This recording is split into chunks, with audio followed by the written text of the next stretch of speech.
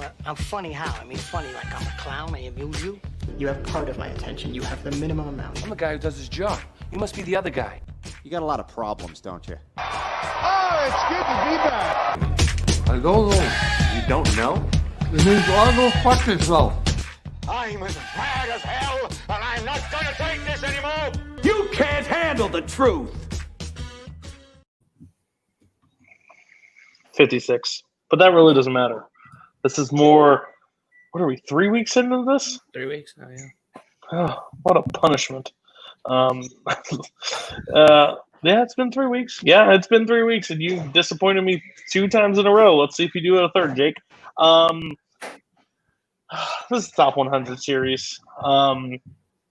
Kirk has actually won back-to-back weeks by putting movies on the list that everybody's like, you know what? I've seen it once, but it's not Amazing Spider-Man 2. Jurassic Park, underrated or overrated. Insane. Okay, so, Boatman, you're back again. I tried to recast you over the weekend. It didn't work, so you are here. How do you think you're going to do? I mean, I thought I had a good list last week that you didn't hate. You enjoyed my list. I had the player on it. You watched the player. Oh, true, fair, okay. So give me a little bit of slack. Okay? I will never. And how do you think tonight's going to go for you? I don't know if it'll be as good as last week. I think I've got a couple on here. I think you're going to kill me over, but that's okay. I've died before. Jake, most like everybody that joins the show, they don't really care what my opinion is. You're the clearest example of that ever. How do you feel like you're going to do tonight? You know, I actually think this is my most normal top 10 for the whole the series. We'll see. I think it's going to be, at least in your eyes, Cody, better than the last 2 weeks. But yeah, I'm looking forward to it. Kirk, the second co-host. I think one day he may want to kill me off just to take over the show. But Kirk, how are you going to do tonight? Because right now the scoreboard reads 2-0. So how does that feel? My list tonight's interesting. I got some hits. I got some obscure stuff. I got some. I think I'm going to get a lot of haven't seen it tonight. So that might be my undoing. But if I give you some ideas for movies to watch, that's the whole point of it, right? Yes, I did watch Cool Hand Luke because of Kirk's request from last week. Great movie. Still don't like eggs. I know it's weird, but I'm not a fan of eggs, and this movie didn't help. And Koho. So, we always say Boatman backpedals, but you might backpedal more than anyone on this show, or you drive your heels into the dirt and you don't move off your choice. So how's tonight going to go? Which one is it going to be? I commit to every single one of my choices. I like every single one of these picks, and I actually think I might win today. I think I have 2 movies that are not Cody movies, but the rest of them, I think I got a good shot. You, of everybody on this panel, probably knows me the best, so that you have the best shot. All right, everybody. We got some real fun people in the chat today, like a lot. We have Tim's here, Paul's here. I saw Michael. I saw Twohig, Barr, Redshaw said he's checking out live. Spence, I don't know if that's exciting, but Spence is here just to tell us we're wrong. Yeah, I hope you guys have cats. Can I stop watching 8s? If you watch the show, sure. If you're not, go watch it. All right, so how the show works. This is a special week. Again, if you haven't seen the previous ones, again, we're not going to really spoil a lot from last week, but there's Showblock. But those were great episodes. I think you should check them out. This one is going to be good. We're going to go through this portion of the top 100. So we're going to start with Boatman. You know what to do. I think we're at 70, 68, and 69. Is that right? 80. Nope. 80. I'm jumping ahead. I was hoping to get this over sooner than it already is. Okay. All right. Go ahead, Boat. My 80 is a rare sports movie making an appearance on this list, Rocky. All right. My 79 is Raising Arizona. And my 78, I assume it's going to get Yikes, The Departed. Yikes. Still in this episode, but yikes. Okay. it stops here.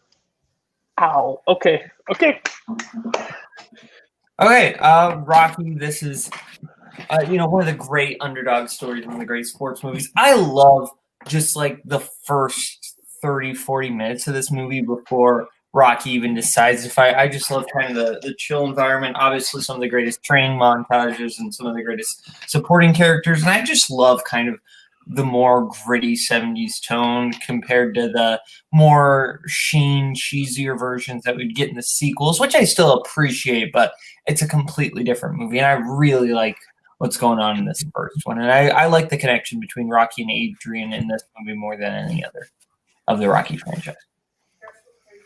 Kirk got this too, I think. I don't know. Yeah, I had this in 93. Yeah, this is my 93. Good. Go ahead. You want me to go next? Yeah, Okay. you just talk about Rocky. Okay, thank you. It's my first day. I really like Rocky. Everything that Boatman said is true. This is a great sports movie, but I mean, it's one of those sports movies that's not really a sports movie. It's all about it's about the heart, the character. The relationships are great. The characters are so genuine. The character of Rocky has become so kind of parodied at this point. But originally just such a great pure character. And same with Adrian, same with Paulie. Just a great story about small people just achieving something. I love the fact that he doesn't win at the end. Spoiler alert: he just goes the distance. If they made that movie today, he'd beat Apollo and he'd be the champion.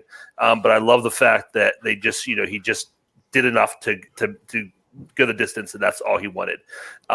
So yeah, I really love this, and I'm eating Twizzlers pull-and pill for anybody who forever asked.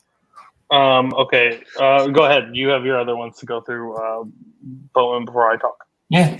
My 79 is Raising Arizona. I think this movie is just super duper fun. Nicolas Cage is like so insane in this movie. I'll take the Huggies and whatever cash you got. I think this has one of my favorite chase scenes in a movie ever. It is the kind of Huggies diaper chase when the dogs come in and you still got the kid from the shop and you've got like the chef and the police and all that. It's like super insane and I love it. But I also think the connection between Pi and Ed is like really nice. It's like they're like a super cute couple that you want to have stay together. So I really like Raising Arizona overall. And my 78 is The Departed, which we won't talk about. Okay. I just love how the show works. Everybody comes back week after week. We all run down the show once, and then everybody gets the Men in Black just elimination of their entire brain. They don't know how the rundown works. So first one is Rocky. Kirk, no offense, they did make this movie again. It was called Creed, and he still didn't win the belt after the Creed. But Creed's on my list too, man. I'm just saying. Rocky. So I just did my whole rewatch of Rocky. I love the series. Rocky is not my favorite Rocky.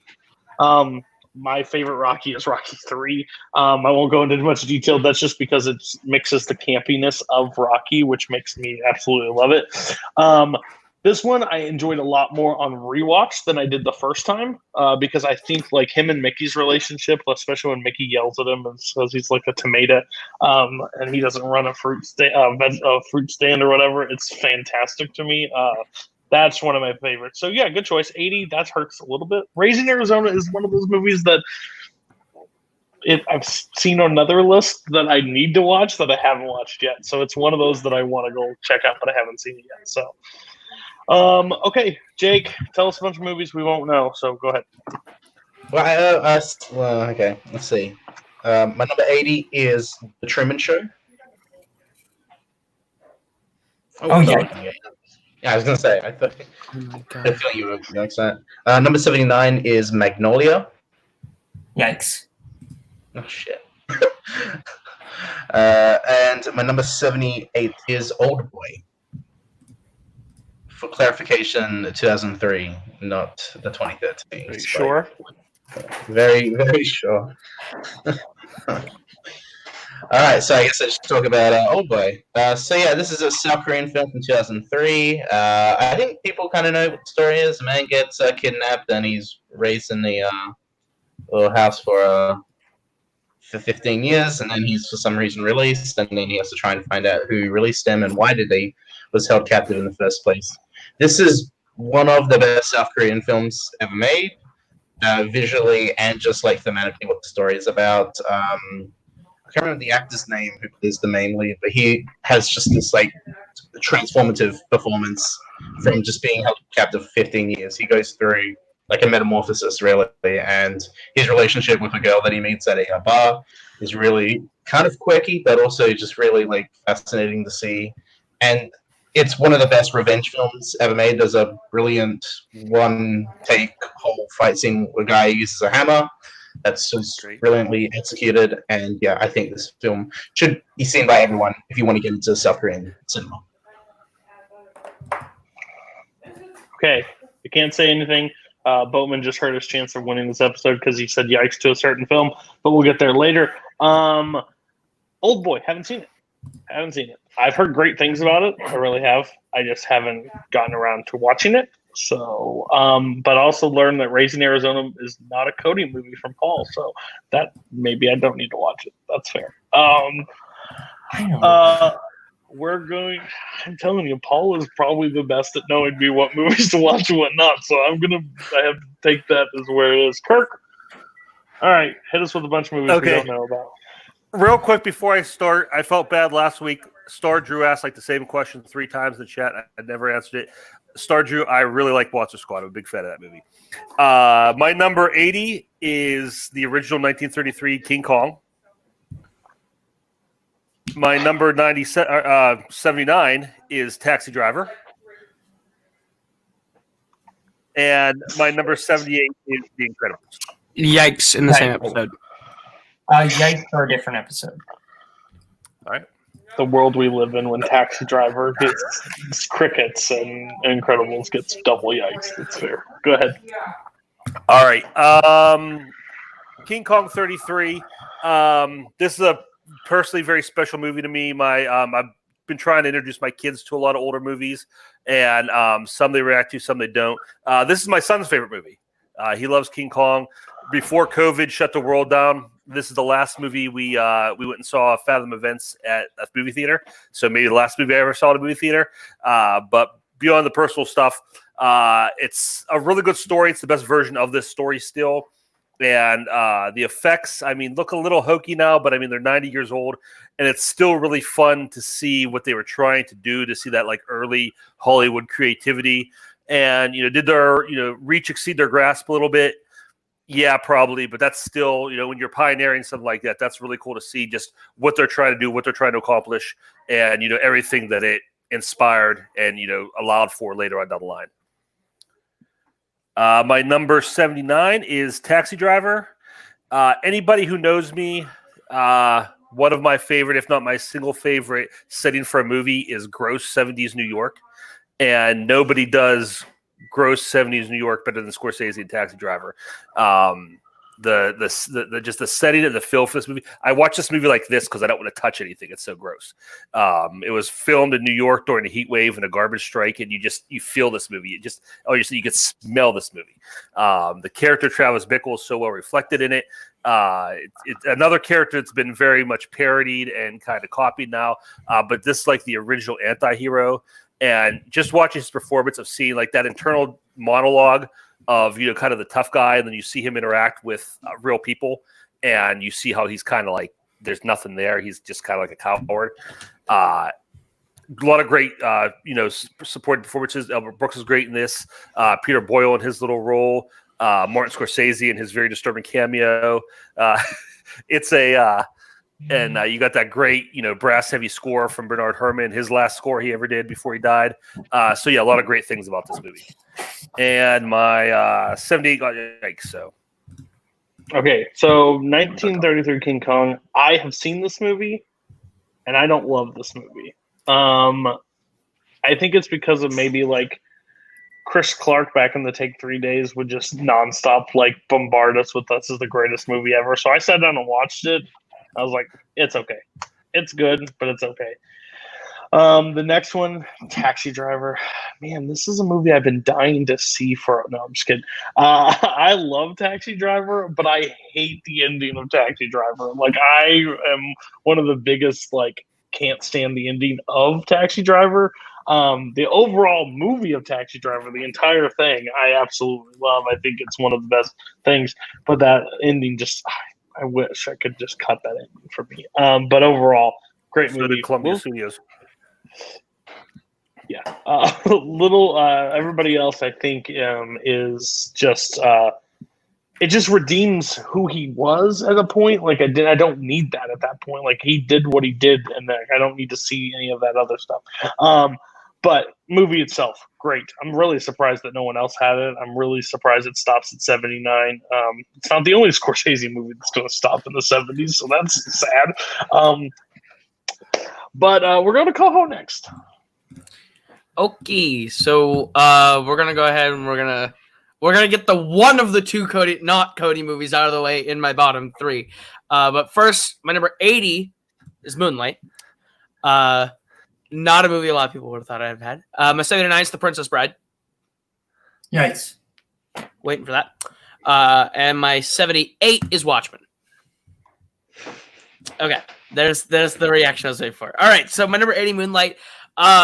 I figured a lot of people would be like, oh my gosh, the La La Land guy has Moonlight. Wow. This movie's excellent. I'm not like mad that it won Best Picture. I think La La Land should have won, but Moonlight's a great film and a great story. Mahershala Ali's fantastic in his part as Swan. I think Janelle Monáe is underrated in this movie. She's really good. And I think the entire ensemble is really great. And it's just a movie that I wasn't expecting to love as much when I went into it. And I kind of felt like I was there, and I resonated a lot with like that story in a way I wasn't expecting to. And I think it's a great film. Shot really well too. My 78, Watchmen. Watchmen's one of my favorite graphic novels ever made. So when the movie was around, I was like, I have no idea how it's going to translate to film. The theatrical cut has to cut a lot out, but the ultimate cut covers everything. They do a really good job of adapting that book in the 3.5-hour long version. And I really enjoy it. I know it's not a movie that a lot of people like. Watchmen's not a book that is for everyone in general. But I think the 3.5-hour long ultimate cut adapts that excellently. And then I think like the TV show sequel does it excellently. But I enjoy all three movies a lot. Okay, Moonlight. How do I put this? Wouldn't have been my pick for Best Picture, but it definitely was my pick over La La Land. I will promise you that. And I'm not going to give anything away on the show whatsoever. I'm going to give a dang thing away. But this is like last week's episode or the week before when you put First Order, Force Awakens, and you put The Kingsman this way. This is you're putting your foot on Moonlight just a little bit. I'm glad it's on your list, but you just showed how much one is more superior than the other. Moonlight's a great movie. I absolutely love this movie. I think it tells a very impressive story. It's a movie that I didn't think I would like, and I actually really liked it. I know Kirk likes the movie, so I'm a little surprised they didn't make it. Yikes! But he doesn't get to talk during this time, so it's fun. And you're 78. Oh gosh. Ooh, not my movie. It's not a good movie by any standard. And I'm tired of the entire like DC world. Like, hey, we're gonna make you a movie, but we forgot things. So we're gonna make you buy another set of movies and sit there for extra long time because we couldn't put it in the theater, but we'll put it on DVD for you to watch. Yeah, there were 3-hour movies before that. If they want us to watch those, watch them. This movie is boring. Trash. Zack Snyder is a terrible director. He is one of the worst people out there. It's visually stunning. That's all he does. I hate everything Zack Snyder has done except 300, I believe, is the only one that I think. You don't like Dawn of the Dead? No. Fair. It's fine. But like I'm not a horror guy, so I don't run back to that one. So yeah. Meh. Go ahead, Caleb. Start with your 77. Yeah, my 77 is very on brand for Boatman. It's an Albert Brooks directed movie. It's modern romance. Yeah, I assume no yikes. I actually really, really like this movie. This is a super sensitive, dramatic comedy. Basically, Albert Brooks plays a man who just broke up with his girlfriend, and then basically goes back and forth between regretting that decision. There's a lot of fun moments. It basically takes place over a weekend. It's kind of just a little character study, and there's a lot of fun moments. George Kennedy plays himself as this actor, because Albert Brooks plays this filmmaker editing the sci-fi movie, so you got a lot of kind of fun moments with that, and it goes back and forth between really fun, unique comedy and really poignant drama, and it's Albert Brooks, so I have to have it. Yeah, I haven't seen this one. That's fine. Oh, by the way, Paul, weird personal attack on Snyder as a person. Yeah, I don't like him. Sorry. That's fair. I'd stop making movies, please. Anybody else on Modern Romance? Have you seen it? Did this come close to making your list? Is this your 101? I haven't seen it. I haven't seen it. Isn't it 77 to 74? Yeah. Yes. You say all the 77 to 74. No. This is the part. No? Is it? Of course, well, that's how it is. How many episodes are we going to do? You go one at a time during this time, and everybody gets to talk after them. Okay, fine. I will say I've seen this movie. There's a specific reason why I've seen this movie. I liked it. I really do like the. It kind of takes place in real time over the span of a week. James L. Brooks is also the director during the film editing scenes, which I really like. I mean, everyone has their days. But also I did kind of find the ending to be kind of hilarious. What happened specifically, but other than that, I thought it was cool. I think Jake's on Quaaludes, Paul. He's having a Quaalude scene. Anyway, okay, go to you. Jake, is it okay that I let Boatman go to a 76 now? No. I just want to make sure you know how the show. I'm no, okay. Nothing gives Jake more energy than when he gets to correct people. The problem is he's not correct most of the time. I've just done 50 of these. Okay, guys. I get confused. And you're winning. Jake, no. Stop. That no one saw that. Move on. Edit it out. Okay. My 76, not a Cody movie, but I think he appreciates why I enjoy it. It's 8th grade. No, yikes. I'm sorry, Boatman. I'm sorry. I'm sorry, buddy. This movie is a very personal, super interesting look at what it is to be an 8th grader right now in this decade, basically. It was super poignant, super funny. The most uncomfortable scenes in some of this movie, including the Truth or Dare sequence. But it's Bo Burnham, so he also got some good comedy in there. I think this is a movie that you kind of had to grow up in a certain era maybe to appreciate as much, at least. That's what I get from Cody. But I don't know. I think that this is an incredibly well-written film. 8th grade, I've said it numerous times. I'm far removed from 8th grade. I'm far removed from high school. So this movie didn't connect to me as much. I like Edge of 17. I like certain ones like that a little bit more than 8th grade. I appreciate what they did, but I can understand the younger people gravitating to this movie a lot more than me because you're freshly removed from school. You know how these kids act a lot how you grew up. No one acted like this when I went to high school really at all at times. So that was so that's my take on it. But I don't think it's a bad movie. It just would never cross my top 100 at all. Bo Burnham as a comedian would crack in high, but not in this movie. Everybody else on 8th grade? You two go first. Please. I liked it. I didn't connect with it, obviously. And you can just say, because you're old and you're far removed.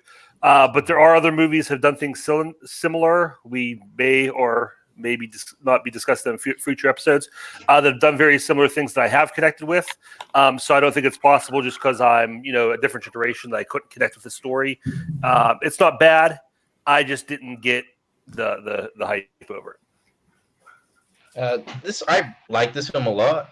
I can't say I can connect a lot with it just because it's like almost a generation past me, but there's a lot that I still connect with as far as just how kids and preteens and all that sort of stuff kind of in the way they use the internet and technology and how it's kind of evolved over the years. And I do like Layla. Is her name Lila? Halo. As a character, she's interesting. I really love the banana scene, which I think is pretty funny, but also just like it just feels so real. The dialogue is just so perfect, and yeah, I think this movie's pretty good. And also, Anya's Orinoco Flows in the movie, and that makes me very happy. I really like this movie. I haven't seen it enough times where like I love it yet. I saw it twice. I like it a lot. I do enjoy it. Some movies got in here on one because I connected to them in a different way. Eighth Grade's not one that I feel like I want to pop on often because I don't like going back to that experience, but I completely have lived that eighth grade. So like I loved seeing it. I thought it was really cool seeing something like that represented that I could connect to like that. I think Elsie Fisher and Josh Hamilton are both incredible in this movie. They're both excellent. But yeah, it was on the side list of things that could have made the top 100, but I ultimately opted to put other movies that I go back to more often than this one. But it's a great movie. What a weird take from Koho. Certain things are allowed to get on, certain things are not. One-time viewers, multiple-time viewing. Interesting. I see bullshit, and we'll step that out later. 75. Boatman. My 75 is Indiana Jones and the Last Crusade. Yikes. Thank you, Kirk. Thank you, Kirk. And your 74. My 74 is the Grand Budapest Hotel. Big fucking yikes. Yeah, mine is in the opposite direction. Okay. But go ahead, Jake. Now, Jake, just to let you know how the show works, you're going to go 74, and you're going to go one at a time. Fuck you. All right. Start with 77, please. 77. 77 is 2011's Drive. By Nicholas Winding Refn. This basically just comes from my 15-year-old son. When I saw it, this is like every film snob's first walk through into independent cinema. This film holds up brilliantly. Pal Driver and his relationship with her neighbor, and problems happen. And it has Boatman's boy Albert Brooks, and maybe his best performance. Maybe I'm sure Boatman will maybe dispute that, but I think that's good. And yeah, I also think the chase sequences are really good. The first chase scene in the movie very subverts your expectations on what a car chase can do. And I think also visually it's stunning, and also the throwback to the 80s, like just the style I think does it really well, and also the use of the choice of music. I think Refn really knows like how to create scenes of emotion and is able to construct scenes really brilliantly. And yeah, I think this film still holds up. But I don't think, Cody, you would really get into this one. So. No, I've seen Drive. I've seen Drive once, but I don't remember anything from Drive. This was like the year right after high school, and I remember seeing it, but I don't remember like. I think it was just like I think I went to like a late showing of it in theaters, and I don't remember really anything of it, and I just never went back to it. I've always seen it like playing on like Netflix and stuff, and I need to check it out. I just haven't. What does everybody else think on Drive? I don't even see what was put on screen. Oh, this one, the doc one. That's the one I was laughing at. But I like Drive. I think Ryan Gosling's really good in it. I also thought Albert Brooks is really good in it, and I know that's going to be something that Boatman's going to say in about 30 seconds, but he was really good.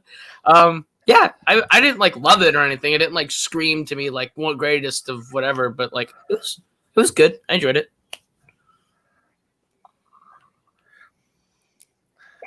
Kirk, you go. You be good. I'm gonna start. Okay. I'm gonna start having to call people, and that's not how the show works. If you guys go, somebody just talk. I'm not a big fan of this movie.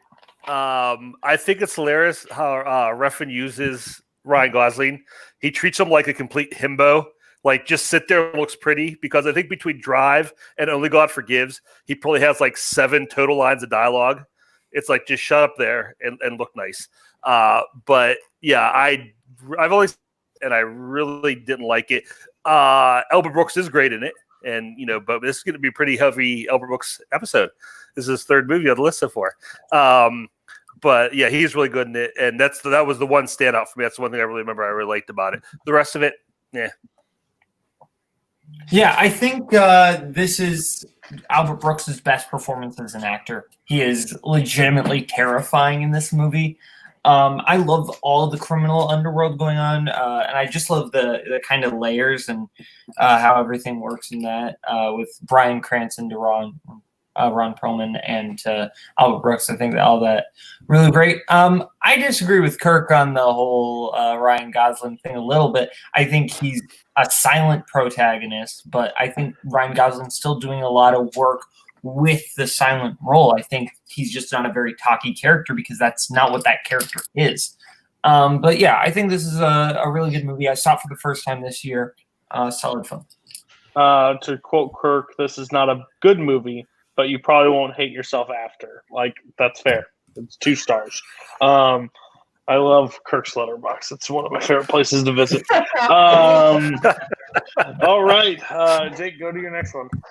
Oh god, I'm not gonna like this one. My number 76 is the Darren Aronofsky film Mother. Not to be confused with the Albert Brooks film. This is not a Cody film. This is probably, like, as far as the ranking of films that are not Cody, this is the bottom. This is, stay far away from it.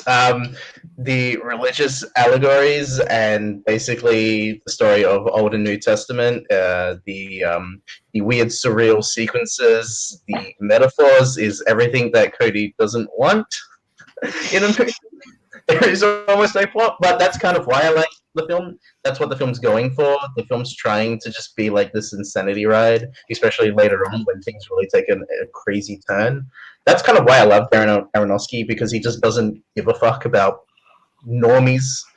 He's trying to make films that he wants to tell, and especially during the time, trying to, with the environmental message and the whole house being an allegory for the earth, I think is just really fascinating. And so I really like Jennifer Lawrence in the role. I think she does a good job. Probably would have been better if it was someone else. And I think Javier Bardem is just a breakout performance. He's so good as him.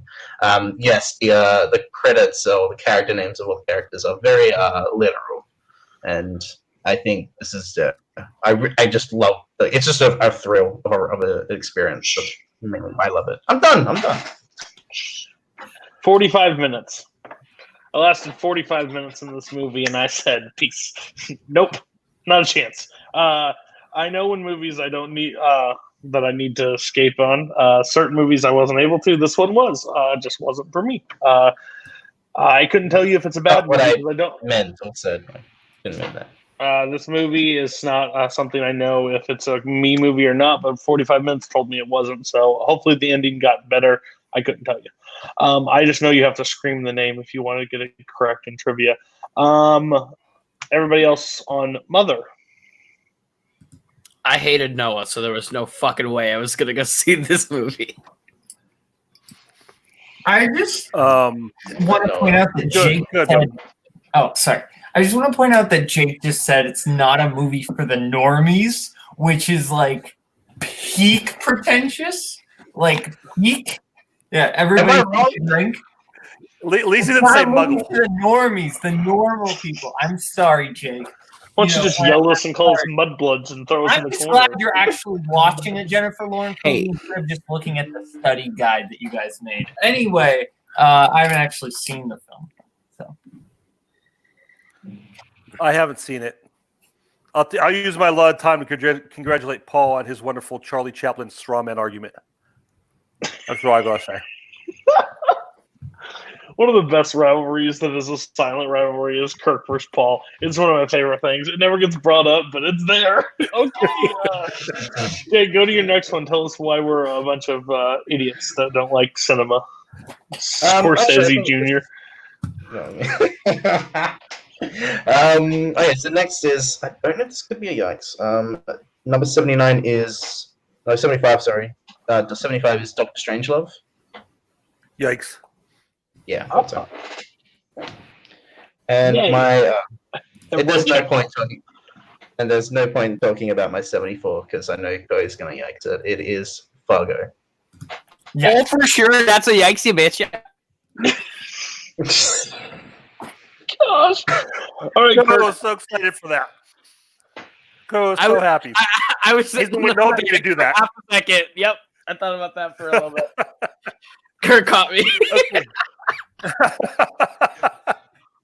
Okay, my number 77. This will reunite me and Paul. This is one place we stand together on. My number 97 is Akira Kurosawa's Sanjuro. It's weird to be talking about this before. This is the sequel to Yojimbo, and it's weird to be talking about this before Yojimbo because I think that's the better movie. Spoiler alert. Same character, played by Toshiro Mifune. He's become one of my favorite actors, and this is my favorite character that he plays. The favorite kind of character type he plays. He's just like an old samurai warrior, kind of seen it all, and he's just over it. And he stumbles upon this. He stumbles upon this this group of younger samurai who have discovered some goings on in their clan, and the powers of beer try to shut them up, and he helps them. And he just kind of it's fun just to watch him kill a bunch of people and just be really annoyed about it. Like it's just a giant inconvenience. A lot of really cool fight scenes. Great story. Like I said, it is low, Paul, because Yojimbo is the movie I go back to more and watch that more often. But I still really love this one. So the thing heard round the world. I have not seen this. Sorry. Everybody else on this movie. Koho hasn't seen it. I'll save it. Boatman hasn't seen it. Jake, have you seen it? I have not. No. All right, go check out this movie. Is it on the Criterion channel? It is. Okay, go get your 2-week free trial and watch it. Okay, go to your next one. Okay, my number 76 is One Cut of the Dead. Okay, this is probably chronologically as far as the most recent I've seen the newest movie for me on this list. I can't say too much about it because I don't want to spoil it for anybody. I know Jake's seen it.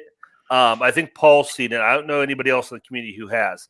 But it's a great zombie movie. It's a great, even if you don't like zombie movies, you don't like horror, trust me, you still want to see this because of just what it does with the genre. It's about a group of filmmakers who are filming in an old abandoned World War II factory. They're making a zombie movie, and then real zombies attack. And then their movie ends, and then the actual movie starts.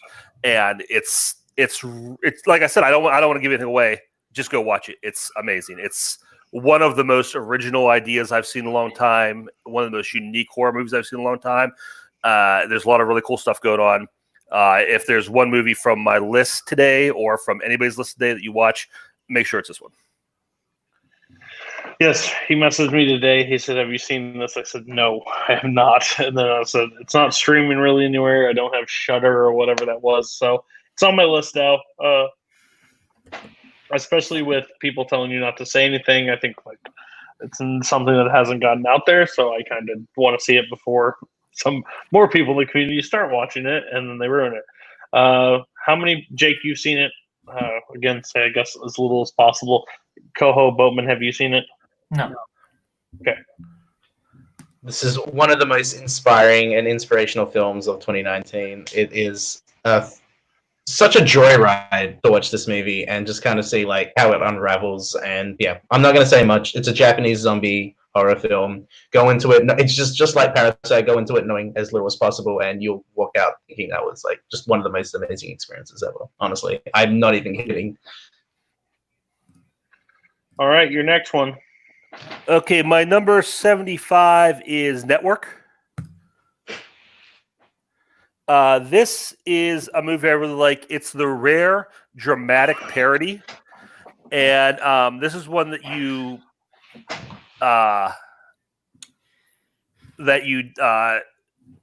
they don't really let you in on the joke till the very, except for maybe Ned Beatty's character. The whole you have meddled with forces you do not understand. That's fantastic. But William Holden's greatness, I think he really grounds the movie. I think his character is like the one guy who kind of has it. I don't want to say figured out, but he's again another character who's kind of over it and doesn't want to deal with it anymore. A lot of great performances. And just a really fun movie. I really enjoy it. For as dark as it is, it's a great movie. Wow, everybody. Wow. Not my favorite movie of 76, but wow. Kirk's done it 3 weeks in a row. I can't make this shit up. Kirk has literally put something that I would want in somebody in my top 100. I think Network is fantastic. I've also seen some ratings that came out that call it fantastic. And yet, okay, can I go first? You don't interrupt me. Oh, I thought. So that's upsetting. Okay, well, Kirk, congratulations. You know how this show works. The rest of them are just, I guess, just struggling along here. Okay. So legitimately, this is not me bullshitting. This is me being legitimately honest. I meant to put this movie on my top 100. I thought it was on my top 100, and then I was looking through it, and because I was doing like my individual decade rankings, and I was like, "Wait, where's Network?" And then I was like, "Oh crap! Both Cody and Paul are going to murder me." So this movie legitimately should have been on my top 100. I think it would be in about this range if it was on my list. I'm just an idiot. Go ahead, Jake. Oh, he's a. I've seen this film a total of once years ago. Loved it. Thought it was great, but just haven't gone back to watching it. I'm sorry, Paul. It's just how it is. It's just Yeah, that's about it. That's all I can really say. So I'm trying to figure out a way to phrase this without sounding like a complete dumbass, which is going to be futile anyway, because I'm going to sound like a dumbass no matter what. I think this movie is a great movie. It's not a movie that I plan to rewatch often. I think it's a well-made movie. It's a very good movie. I think William Holden is fantastic in it. I think Faye Dunaway is fantastic in it. I think Peter Finch is great in it. Even though he got category frauded in the Oscars. He's not Best Actor. He's definitely supporting. But it's great. I understand why Paul loves it. It's not a movie that I think I'm going to watch a lot or that often. It didn't grip me the way that I thought it would. But I see why Paul loves it. And I'm not going to say it's a bad movie because it's not. It's a fantastic movie. It's just not a movie that I plan to watch that often. Wow. You only have like 122 movies with 5 stars, and Network is one of them, my friend. Yeah, it is. I'm sorry. That means it was in my top 122 movies. There you go. Yeah, but I bet I can find 22. Amazing Spider-Man 2, yeah. Thank you. Oh, my gosh. Kirk. Okay. Go ahead, Kirk. You get to pass the rest of the show, so congrats. We're on 74, right? Yes. Okay, my number 74, we're going back to Kurosawa. It is Ikaru. This is, a departure. Well, not departure. He did a lot of movies that weren't samurai movies, but I mean, this is a departure from what people kind of think of him when they think of Kurosawa movies. This stars, let me look the guy's name up here, Takashi Shimura. He is usually plays more of a supporting character in a lot of Kurosawa's movies. Here, he's a starring role. He's perfectly cast in this.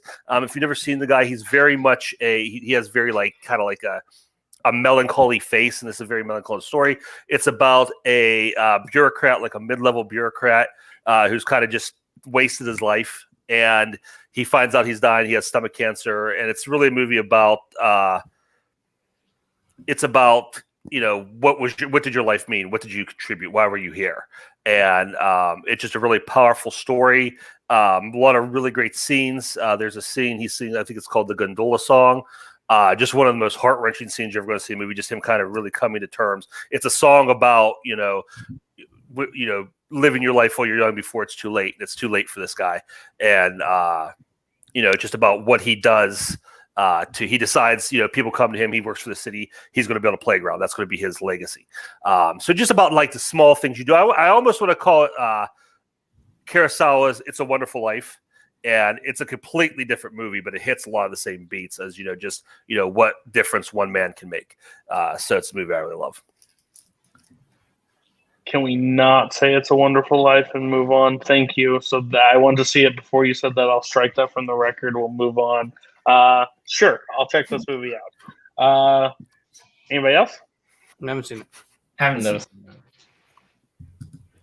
Wait, wasn't this the one you wanted to put on your list, Boatman? I thought you said this was like your 101. No. High and Low is my 101. High and Low, that's right. Okay.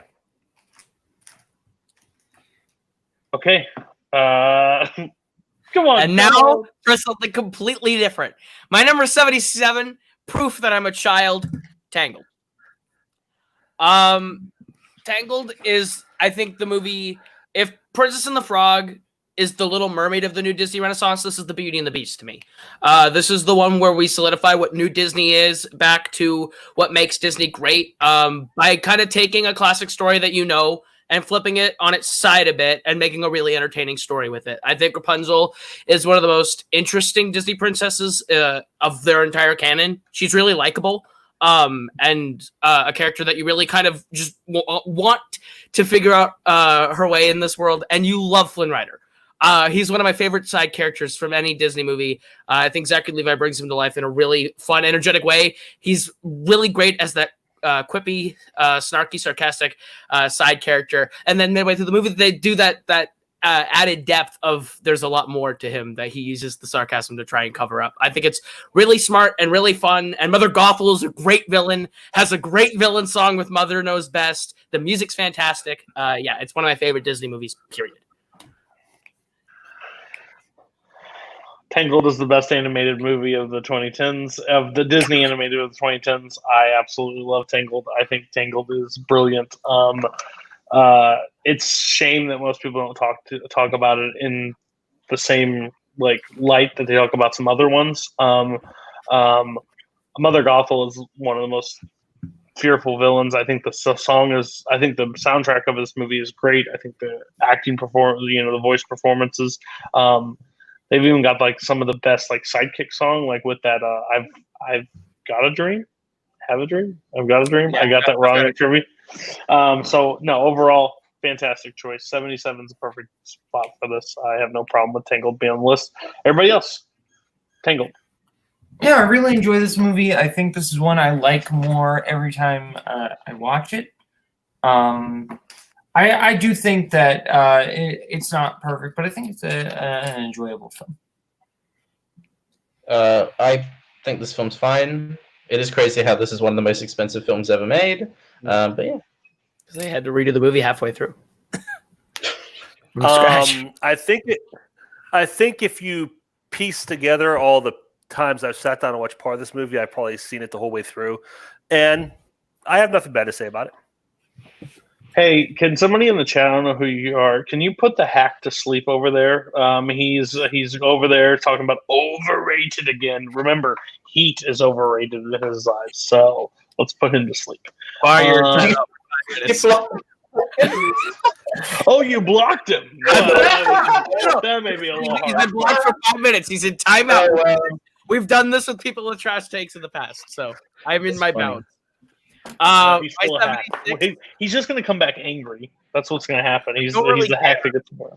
Go ahead. Go to your next one. DM in 5 minutes.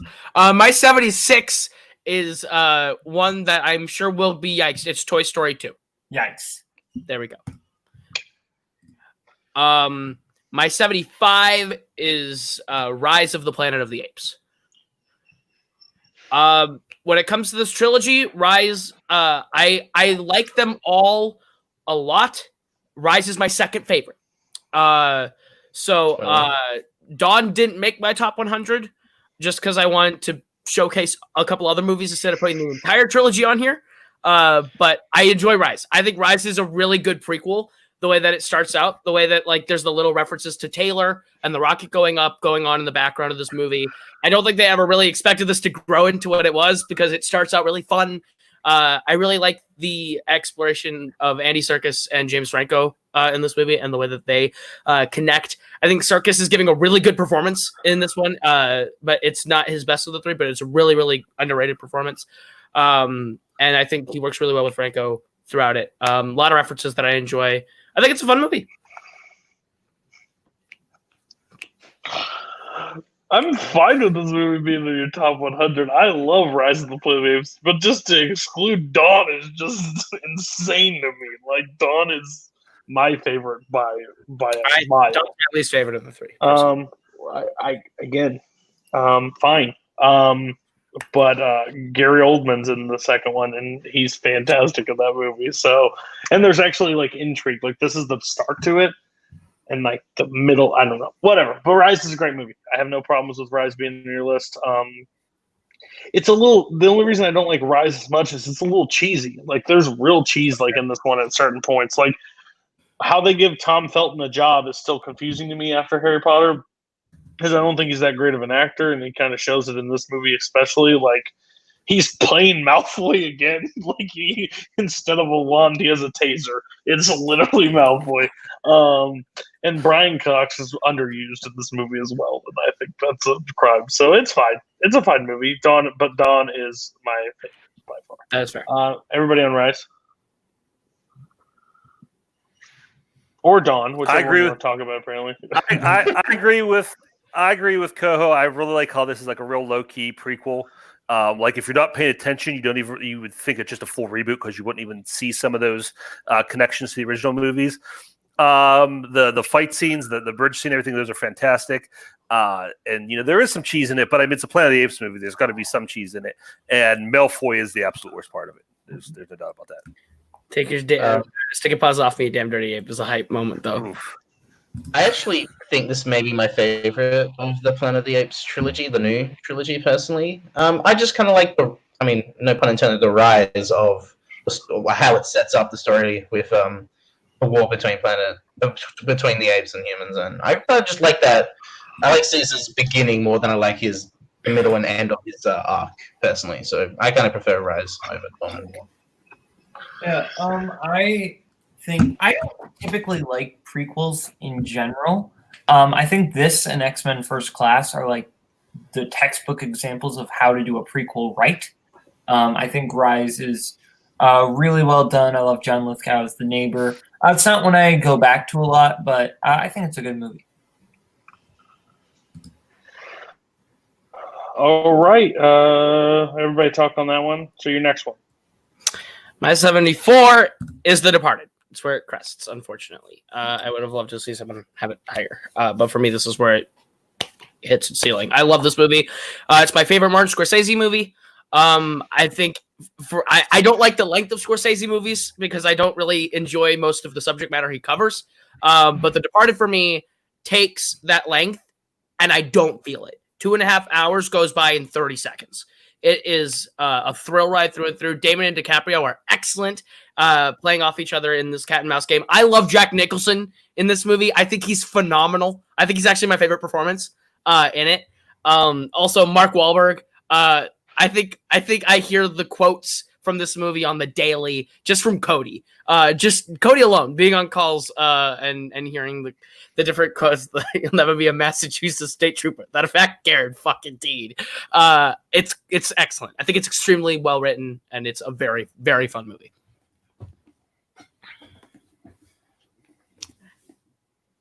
Someone else had that. Yeah, I had it on my list. I had it. Yeah. I think I had it higher. I think I had it not higher than Koho, but because I had it on. You had it in this episode. Yeah, I'm saying I had it here. I'm saying I had it. Did anybody else check? So I'm going. I don't get why you're. Just please start talking. Okay, I'm starting.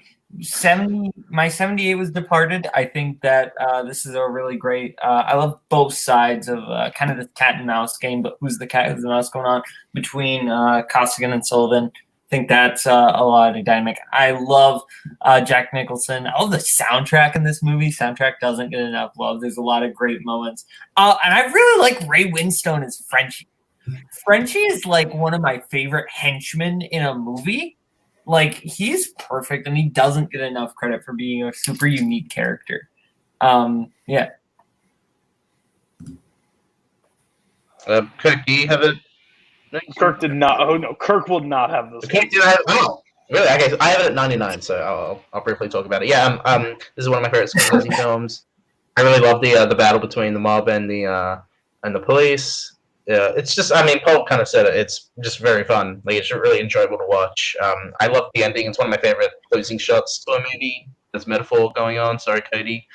And it also has my boy Anthony Anderson in it, so I gotta appreciate him.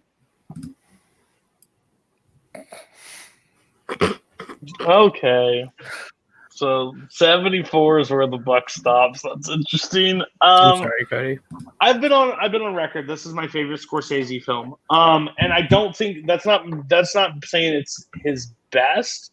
But honestly, when I look at his film work, I honestly think this movie is perfect. I get it. You may not like certain things of it. I know he took it from another movie, it was a remake from that. I just think overall character development, everything that goes it's so rewatchable. It's 2 hours and 40 plus, it's booking almost 3 hours, and it feels so quick. The intrigue between back and forth characters, I absolutely love. Jack Nicholson, Frenchie you brought up. Frenchie is also one of my favorite characters in this movie. He goes out dirty, but it still happens. Yeah, it's the most quotable from Scorsese for me, by a mile. I think it's so easy to quote this movie and have a lot of fun with this movie. I'm glad 3 people had it on your list. I'm just, now the mark is going to be set. What ranks above The Departed is going to have. Oh, Cody, I'm going to disappoint you at the next pick. I'm going to lose all goodwill I had. I already know. But no, Leo, Matt Damon, Jack Nicholson, Wahlberg, Alec Baldwin, the entire cast. You may not like their Boston accents, but what the fuck ever. I think it's great for what it is, and it's so rewatchable all the time. So, dead guy's phone. Yeah, and yeah, Kirk, go ahead. We've already heard this one time, but let's see if we can hear it again on top 100.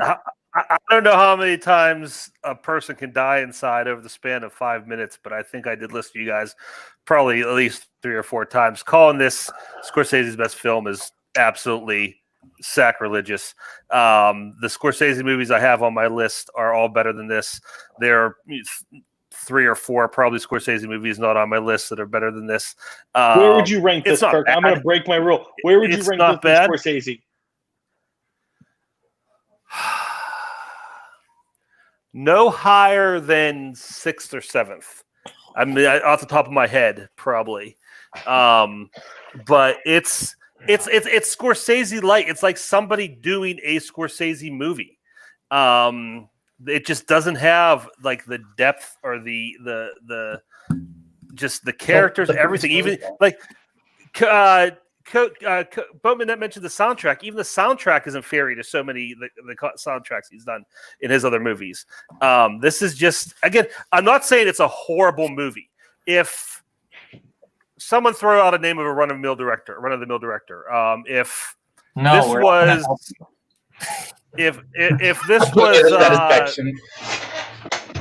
I don't know, but it's just a regular director, this would be their probably greatest movie ever. But for Scorsese, no, it's not even in the running. I really am. Why does Paul have to bring up Gary Ross? He's made some good films. Twohig, yeah, this would be great. No. The chat is Twohig and Okay. Boatman, what's your 73?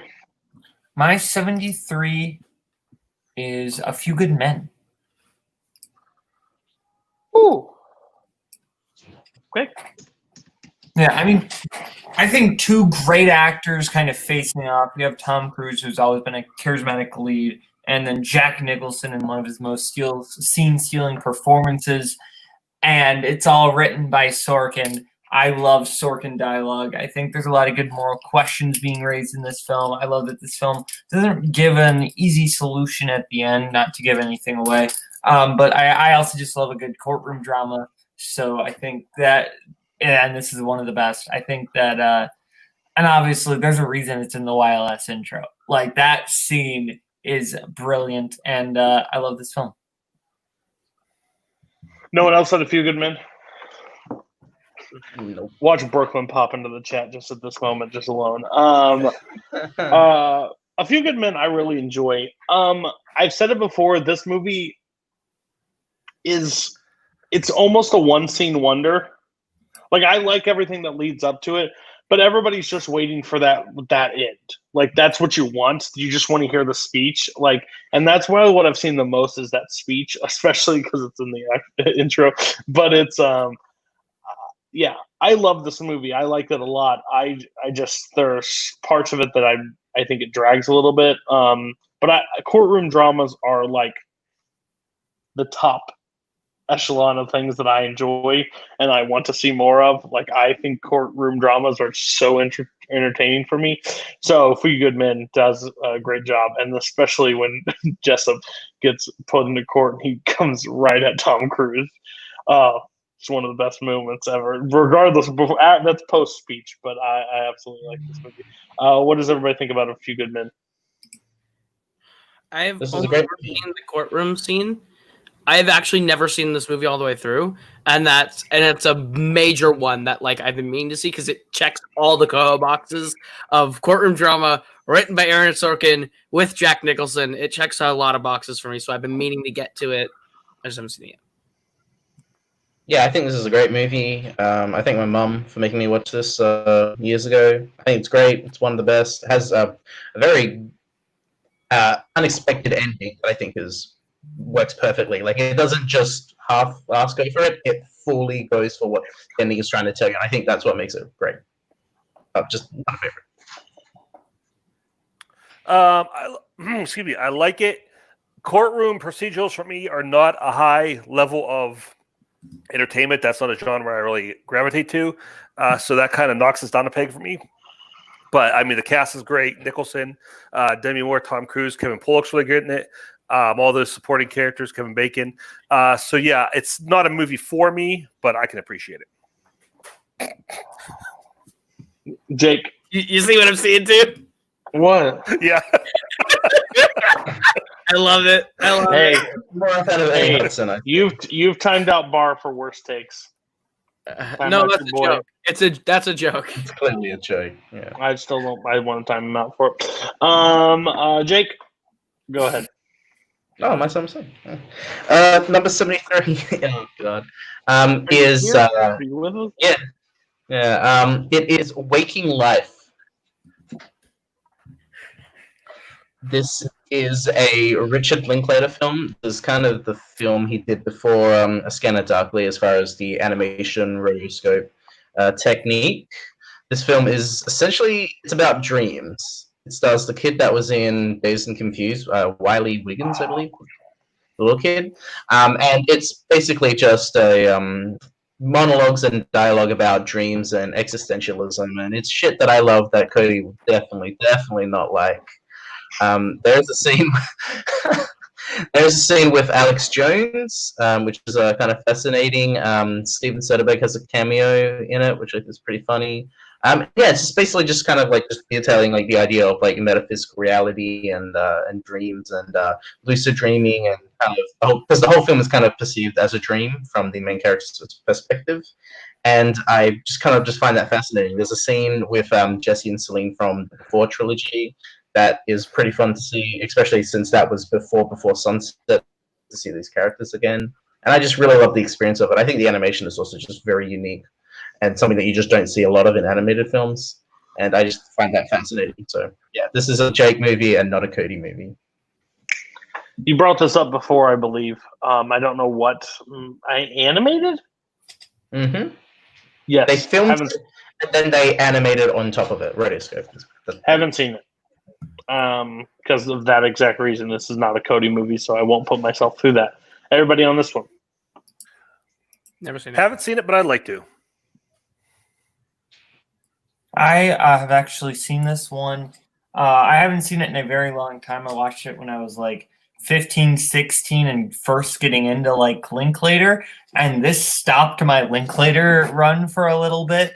I don't enjoy this one. I think that this one, I get why Jake likes it, but this is not a movie I really like. I get why people like it, but this is not a movie I really enjoyed. I might need to revisit it though. Okay. Kirk, what's your 73? My number 73 is A Clockwork Orange. Okay. This is a movie I only saw for the first time probably within the past year. This is one that I kind of put off for a long time just because I knew the subject matter might just go beyond my threshold of what I'm willing to experience in the movie. Once I actually saw it, I think it was hyped up a little bit more than what it was. But I love this movie. I love the world it takes place in, that kind of like otherworldly post-apocalyptic setting. I love the characters. I love the dialogue. The dialogue is almost Shakespearean with just the phrasing and the made-up words and everything. It's just such a great world. A scary world, but just from a visual standpoint and from a story standpoint, such a great world. Malcolm McDowell is great as Alex. He's just terrible, irredeemable character, but somehow you still feel connected to him. He still makes you kind of feel for him. And just that idea of taking the worst person imaginable and expose you very graphically to what they do, and then finding a way to make them stop doing that, and that maybe being worse and saying, wait, this isn't okay. This is a movie that I still don't know exactly how I should feel about it. And I think that's the mark of a really great movie. So, Clockwork Orange. The subject matter of this movie is one of the reasons why I've stayed away from this movie. I don't think I've watched I guess it's the opening or the opening monologue, and it's just creepy. And it's something I don't want to miss it. I don't know how it's gonna go. I probably should check it out, but I'm a chicken shit when it boils down to it. I don't think it's a horror movie, totally but he freaks me the fuck out. Honestly, when he's sitting there and he's got the hat on, I'm just like, fuck this. I don't want to see this, so I haven't. That's my biggest takeaway from this. Maybe one day. I'm not saying never, but not right now. Everybody else on Clockwork Orange. This is absolutely not a Cody movie. Do not watch this movie, Cody. You're not going to have a good time. I respect so much about this movie. This is a movie that I think is incredibly well made on every technical aspect. The problem is I hated watching it. And it's mainly because it's such an uncomfortable movie. I just felt like I needed to take a shower after watching it. Like it's a gross movie. But I totally respect the pick. It's not a movie I ever want to think about again, but it's incredibly well made. This used to be in my top 100 like 5-6 years ago. I think this may have been my favorite Kubrick film at a time. I think this movie is great. It's definitely like one of those movies where you need to be in a certain mood to get into because it takes a dark turn, especially in the second act. There's a scene involving spaghetti and a guy staring straight at Alex that I find amazing. Just the way he just stares at him is so great, especially with the context of what's going on in that scene. I love the ending. I think the ending really just kind of shows like what the whole point of the movie is, and the fact that it shows kind of like in society how do people view as far reformed criminals, and I think that's like fascinating to look at. And yeah, great. Okay. From the comments I have displayed, you can tell this movie was effective. It did its job. I fucking hate it. It's one of my least favorite movies I've ever watched in my life. I think it's disgusting, disturbing, and it's my least favorite film experience, period. And I saw the SpongeBob movie too, Sponge Out of Water. Hey, yeah. That movie's fun. What do you mean SpongeBob Out of Water?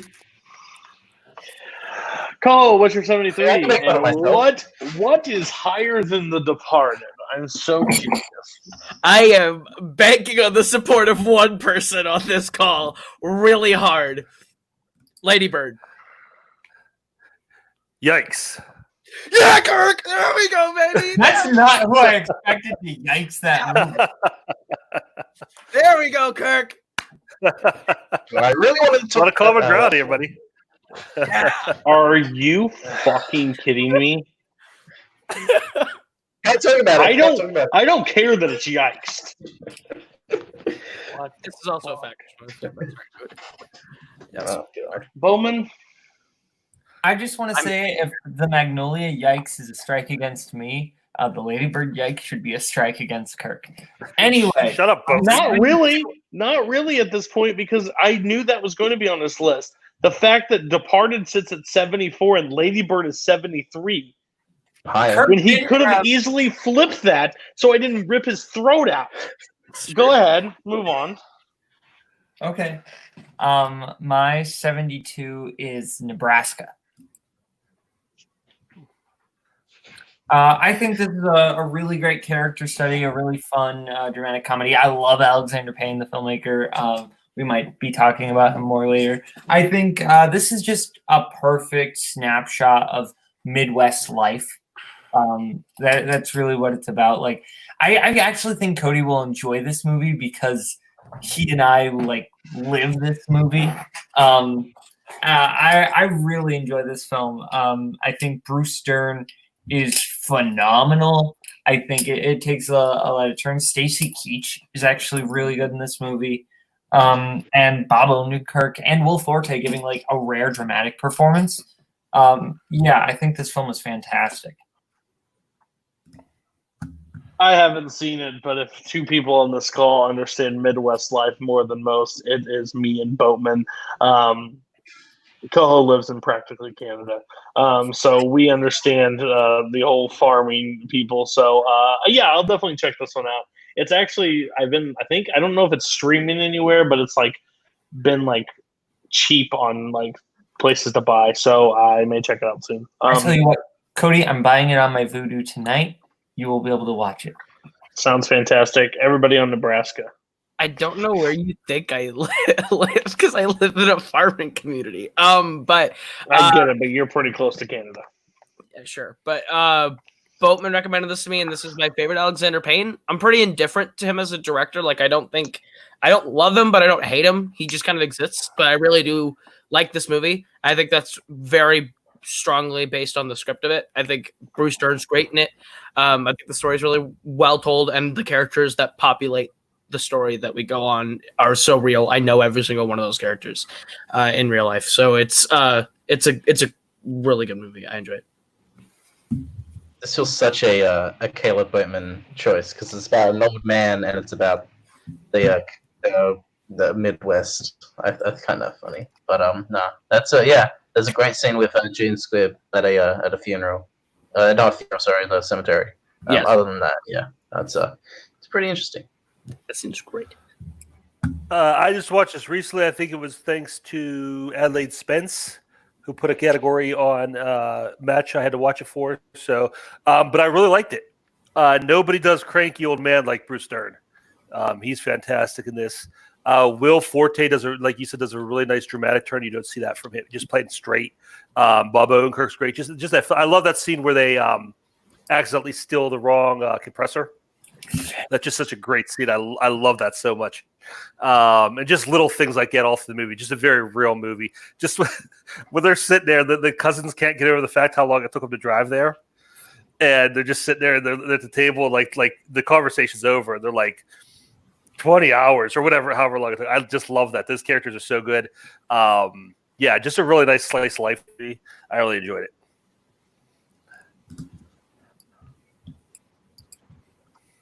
$72, Jake. I know, but you got to say it. You got to set it up. Never mind. So at the beginning of this episode, I said that this is my most normal or less weird of the series, and I think I'm going to completely go against what I said there. Shocker. My number 72 is probably the most obscure film on my list. It is 2013's Upstream Color. No, no yikes. No, you sure? Okay, just checking. Might give it a couple seconds. Yeah. So this is essentially about a relationship between a man and a woman that connected through a literal parasite. It's a symbiotic relationship that develops between the two through an organism. It's very hard to talk about this movie or even explain this movie. This film's directed by Shane Carruth, who directed the film Primer from 2004, which is a very complex, complicated, and confusing time travel movie. He's a very smart man, and he's also a smart director. This film had a budget of like $50,000, $55,000, and he's able to use every part of his budget to make this film look like a movie. I think it was shot on like a Panasonic GH4, which is a very small camera compared to like what professional cameras use. And it's just he directs this film, he writes this film, he's the production designer, he's the editor, he's the writer, he even acts. He's the main lead of the movie, along with actress Amy Samates, who became her own actress. She was in Alien Covenant, and she even directed a couple episodes of the show Atlanta. It's very hard to talk about this movie. This is like second to Mother, not a Cody movie. I actually think this is worse of a Cody movie than Mother, honestly. You have no idea what the hell's going on in this movie, but I really love what it's trying to talk about, your relationships and how two people can feel connected, even if it's literally feeling connected through a organism, and kind of the whole life cycle of it. I think it's very interesting to watch. If you really want to watch something that's weird and doesn't hold your hand watching a movie, this is it. Like, so did you like look at your like 70 to 75 and it's like, man, I'm normal, and then forget about your top half of this and be like, oh, that's probably what I did. Okay, fair. Thanks for selling me on a movie I'm never gonna watch. You said connected by a parasite, and I couldn't have literally ran the opposite direction fast enough. So cool. Everybody else on Upstream Color, I'm betting everybody has just ran out to the theater and watched this one. So I haven't seen a movie ever made. No, I haven't seen it. I haven't seen this one, but I really like Primer. So yeah, same here. I love Primer, so I definitely want to check this out too. Hopefully, I have Primer on your list later, Jake, so we can talk about that. Even though Jake sold it very badly. So what's your next one? My 72 is the Marx Brothers Duck Soup. Whoa. I made a conscious choice here. I like all the Marx Brothers movies. Probably the best half of them all kind of, if I would have put my list, they probably would have like jumbled up in the same place. So I picked one, and I went with Duck Soup. I think this is their funniest. It has some of the best moments, some of those gags. A lot of like the fame when they brothers montages in this movie. Against it is the funniest song in the Marx Brothers movie. There's something to do. It's a very political movie. This was kind of like their statement about World War II or maybe before leading into World War II with Nazism and everything. But it's done very much in a yes, Nick. It's done very much in a Marx Brothers way. So again, this is kind of like my placeholder for. I mean, there are Marx Brothers movies that I don't like, but the ones that I do like, this is kind of like all of them. But I chose Duck Soup as the representative.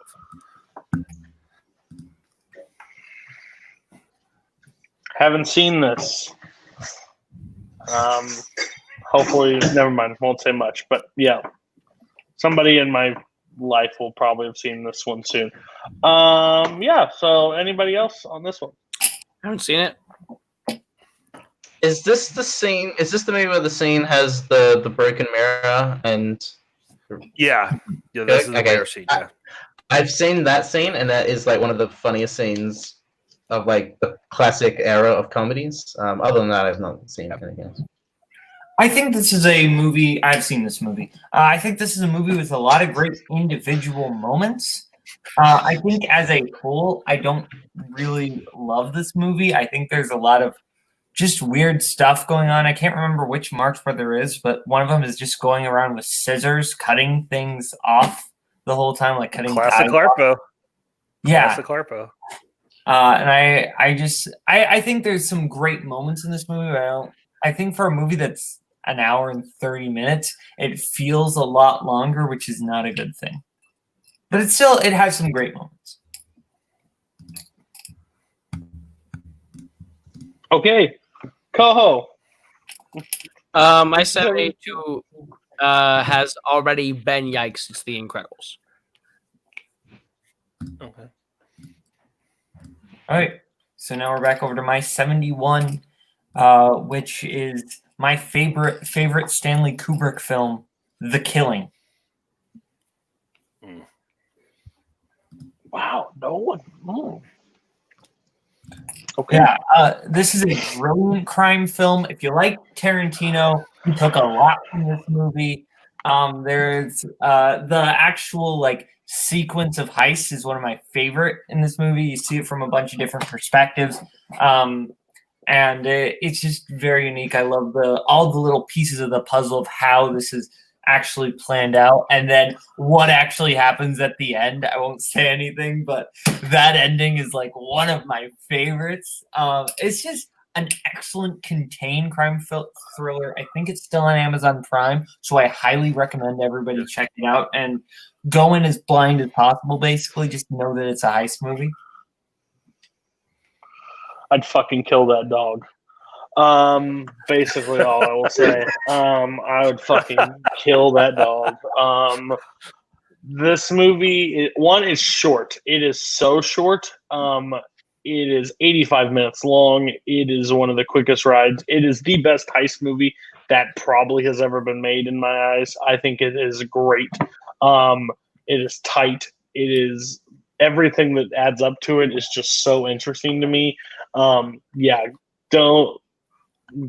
Go check this out if it's still in Prime. It's a great choice. I probably would say this is my favorite. I haven't seen a lot of Kubrick, but this is definitely one of my favorites. Everybody else on The Killing? I've yet to see it, but this is one that Boatman has pitched me multiple times that I plan to see. I have also not seen this movie, but if you ever need to know anything about this movie for trivia purposes, just know the type of establishment they're trying to rob, because that question's been used 3 times over the entire league. So yeah, I have seen this. I've seen it just probably in the past 6 months to a year for the first time. I really love this movie. It is a great heist movie. Sterling Hayden is great in it. And I want to say the line so bad because I won't, because it's a spoiler. But his line reading in the final line of the movie is probably my all-time favorite line reading ever. You guys know what I'm talking about. Just his delivery on that line is so perfect. It ends the movie so well. So yeah, it's definitely what everybody should check out. 3.5 stars is an abomination, but in Kirk, that's a Best Picture winner. All right. I told you not to do that. Episode 1. I'm sorry, I can't. I had to look it up. I break every rule. Your cat's still showing his ass. Jake, what's your 71? Oh, you gotta tell me that's my 71. You didn't tell me it was 73. What? Nothing. My number 71 is a movie that I think would be a good Cody movie to watch. I think it's actually a good blend of me and Cody. We meet in the middle on this one. This movie meets in the middle. It is Adaptation. A movie that I asked Cody to watch last week and he didn't. He said he watched Kingsman, but that's fair. Boatman. Oh, yikes. Sorry, yikes. Oh! Yikes. Sorry, yikes. Good, you have more time to watch it. Kirk, what's your 71? Guys, 3 episodes in. Let's hope we're better by next episode, please. Go ahead. My 71 is Downfall. And probably a lot of people say you haven't seen Downfall. You have seen one scene of Downfall. This is the movie made famous by the Hitler YouTube videos where they give them different subtitles about Xbox or something or whatever.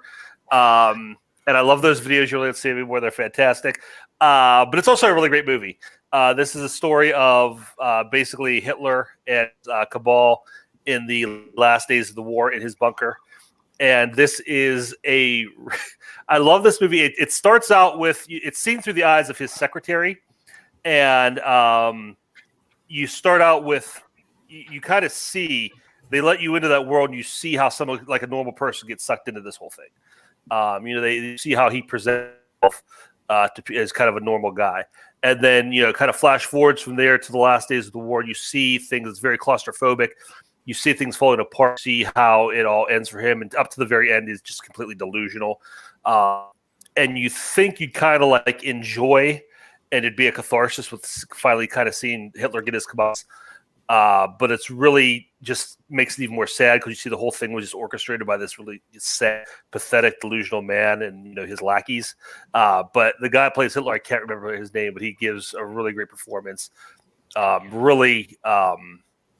Shows Hitler as just at, up close like that. What it would look like to be up close to him, not just on a stage giving a speech.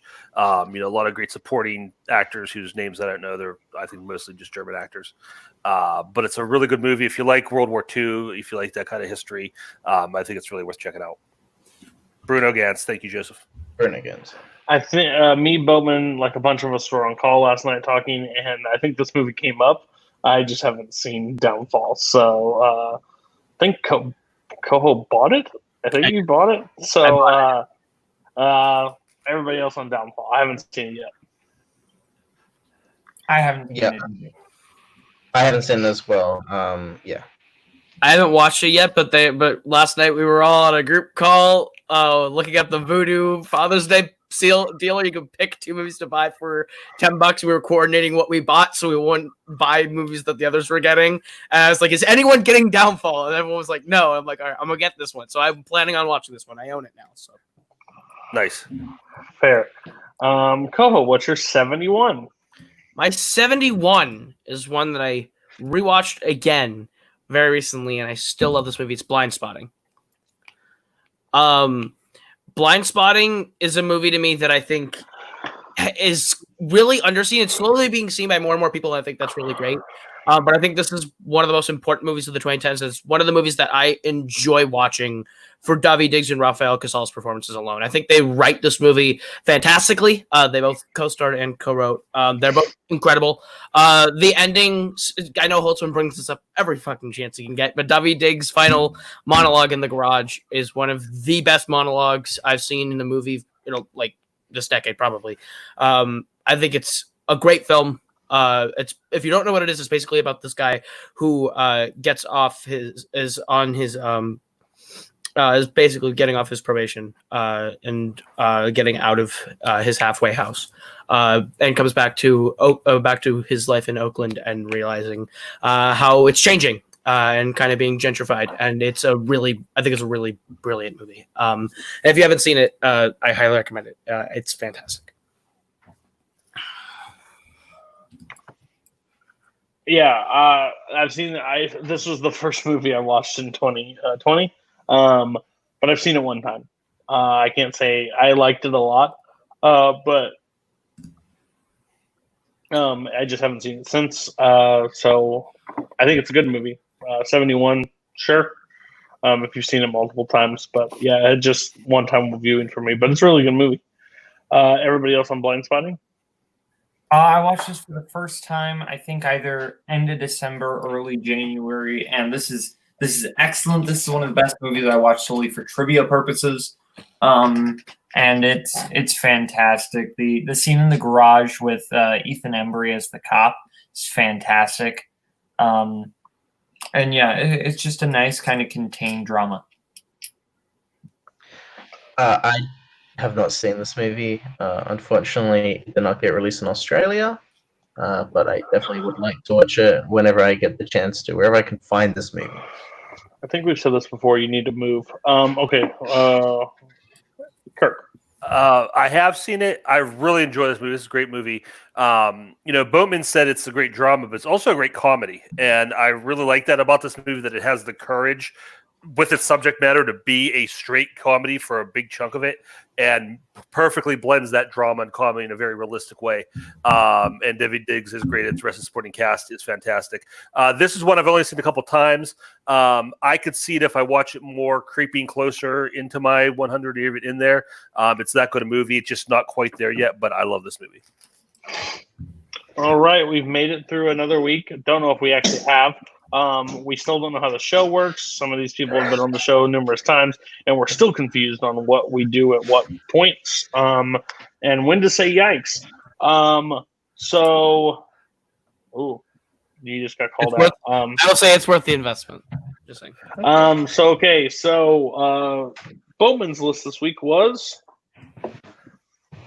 Boatman had some really good choices this week. Some yikes. He had The Departed on there, so that helped. Grand Budapest. We haven't talked about that, but let's hold off for that for a while. Next is Jake. Mine is the most simple list possible for everybody. I have Fargo. Other than that, no, you weren't close. The next one is Kirk. Kirk definitely had some movies that we haven't seen. Kirk also won the week so far. I mean, he lost the week and he won the week. That's the hard thing. He talked bad about The Departed, so he lost. But he also had Network, and y'all missed Network by Taxi Driver. Don't forget Taxi Driver. And you had Taxi Driver. No one else had Taxi Driver. That's two problems for both of you guys. You can go, you want, but you're wrong. And Koho had a Koho list. Koho was doing really well this week. Super well. Then he put Watchmen over Princess Bride. And then The Departed was at 73, 74, and Lady Bird was at 73. We haven't talked about it, but he could have easily made that switch and literally walked away with his life. Movies that are still to come up. Did you make that this week? Yes, you did. Oh, gosh. Scott Pilgrim's still there. That's scary. You're not going to like where it lands. So I'm pretty sure, I'm trying to do a quick thing. I think Jake and Boatman are tied with the most yikes. Kirk has the least amount of yikes. So yes, that was a show. Hopefully everybody figures out how we do this show, and hopefully we will all have a great time next week. Glad that the people came out and chat. Thanks, Paul. Thanks, Joseph, Adelaide, Tim, and Twohig, Redshaw. There was the hack doesn't get mentioned. He had bad takes today. Nazario, you know who you are. Thank you, Carly. You even showed up. I appreciate everybody coming out. Next week's going to be good, and we're going to Star Drew. The week's going to get a little bit longer as we go. The shut up rule will still be in effect till we hit 50. So let's. I can't wait till next week. So see ya. In case I don't see ya. Good afternoon, good evening, and good night. You better lawyer up, asshole. Because I'm not coming back for 30%. I'm coming back for everything. Get what you fucking deserve! Return to your lady friend. Duncan, please return to your lady friend. Long the king. Hasta la vista, baby.